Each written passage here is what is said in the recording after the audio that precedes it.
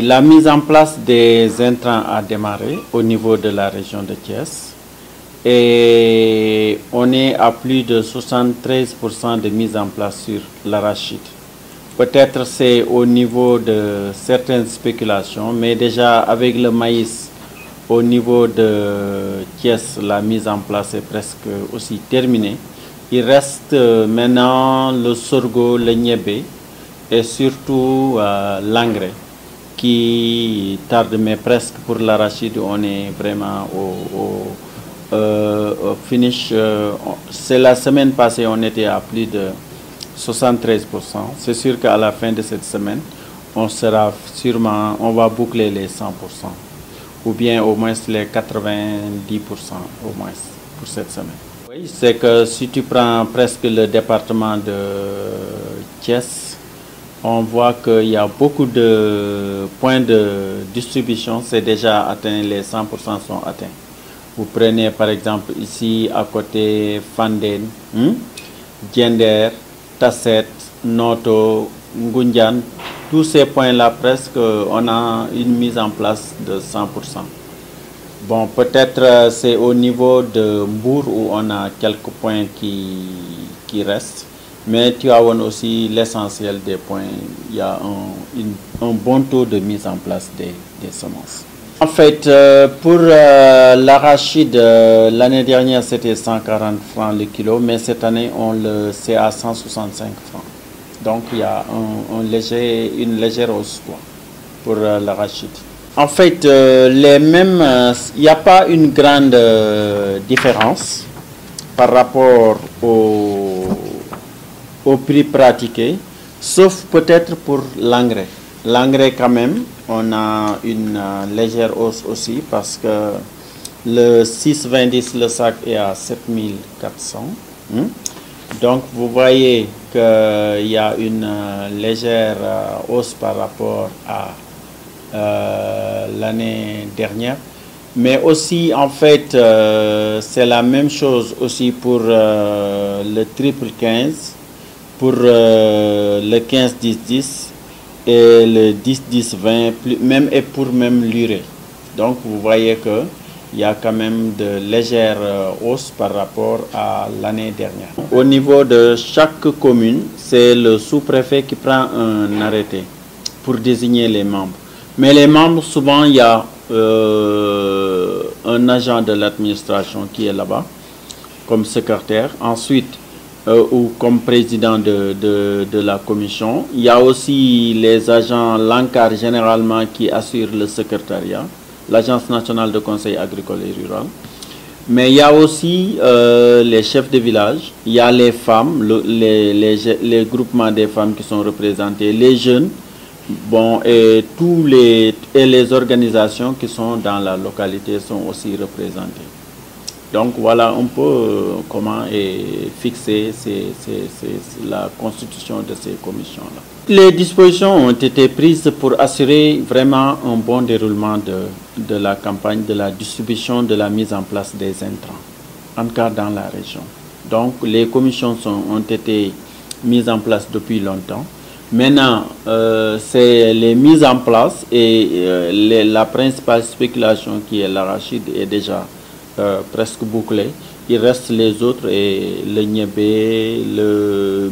maïs, le sorgho, mais les mises en place ne vont pas tarder. Généralement, ce qui retarde dans la région, c'est surtout l'engrais. Mais comme en fait l'hivernage ne s'est pas encore installé, on pense que au plus tard la semaine prochaine, les mises en place d'engrais aussi seront assurées par les différents opérateurs. Waaw ci biir Thiès mën nañu wax ne nawet bi mi ngi jege si ndax daaw xam nga bu ñu xoolee daaw mi ngi tawoon le 27 juin tey jii ñi ngi ci le 19 donc xam nga li ci des bareetul par rapport ak daaw te it ñi ngi gis ne asamaan si fi ñu toll nii mi ngi nawetal donc tàngaay bi dafa gën a yokk loolu lépp ay indicateur la yoo xam ne day wax ne nit ñi ñi ngi wàcc. En tout cas, ministère de l'agriculture li mu waroon a def moom def na ko point yëpp liñ ci waroon a xayma ci jiwu xayma nañ ko léegi gerte gi commencé na dem daanaka li ëpp ci gerte gi mi ngi ci point de distribution yi donc ca nit ñi sax commencé nañu jaay li ci gën a bëri donc ce qui fait que li ci des mooy xëy ne mboq mi ak basi bi ak ñebbe bi ca yooyu yëpp tamit commencé nañu donc mais yaakaar nañ ne fii ak semaine prochaine lu ci gën a am solo dana mat ca nit ñi danañu commencé di ko séddale. léegi foofu ci gerte gi mat na 100% mise en place bi li ñu waroon a joxe nañ ko foofu mi ngi ci point yi ba nit ñi commencé nañu sax njaay mi ci